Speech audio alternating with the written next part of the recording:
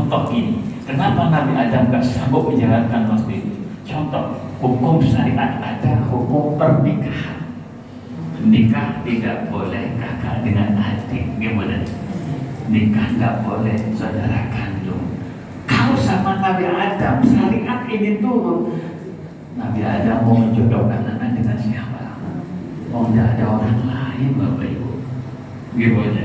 Saat itu baru ada keluarga Nabi Adam dengan Ibu Hawa. Lah kalau Quran turun waktu itu langsung kepada Nabi Adam. Syariat nikah, Nabi Adam bingung, ini anak saya mau saya nikahkan dengan siapa? Oh nggak boleh kakak nikah dengan adiknya. Oh saudara kamu nggak boleh nikah, karena seharusnya begitu.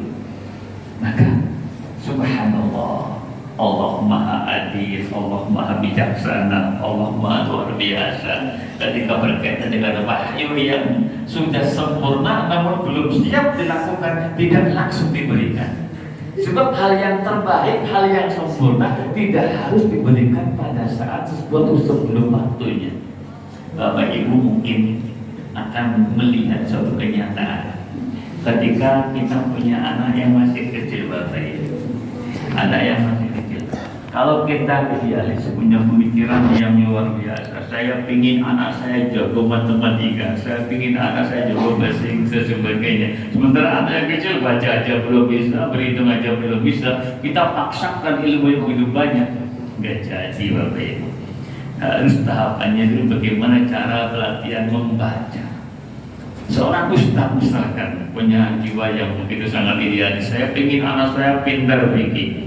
Lalu baca Quran aja belum bisa, ngajar pikir langsung tidak akan jadi. Ngajar Quran langsung juga nggak bisa. Kenapa? Oh baca aja belum bisa. Maka bacanya apa? Jilid kan begitu. Iqra jilid 1, qiraah jilid 1 kan betul. Kan membaca dulu. Lalu kalau baca sudah bisa baru masuk Al-Quran. Kemudian baru belajar yang lain. Begitulah tahapan juga dalam pengertian wahyu. Wahyu ilahiyah turun bertahap itu sesuai dengan perkembangan umat waktu itu, Bapak Ibu.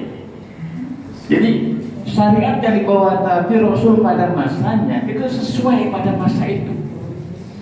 Dan ketika kementerapkan pada umat sesudahnya, ada yang sesuai, ada yang tidak. Maka perkembangan syariat yang dari Nabi Adam sampai Nabi Muhammad SAW itu yang ada masih dipakai, juga ada yang sudah tidak dipakai. Karena apa? Yang tidak relevan. Contohnya syariat boleh kakak dengan adik dinikahkan. Zaman Nabi Adam boleh, sekarang tidak boleh. Lah apa hikmahnya? Kajian ilmiah dan berbagai macam ahli medis menyatakan oh bahaya. Kedekatan GN ketika kemudian dijodohkan dinikahkan akan menjadikan keturunannya generasi sapi. Bisa mengarah pada generasi yang ideal dan sebagainya. Dan masih banyak efek negatif yang lain. Jadi luar biasa. Syariat Islam adalah betul-betul rahmatan lil alamin. Namun walaupun begitu sangat sempurna, kalau waktunya belum saat diterapkan, ya tidak akan diberikan. Maka dengan Nabi Adam, wahyu yang turun, ajaran yang turun, tidak langsung ke dalam Al-Quran. Dan begitu juga Bapak Ibu.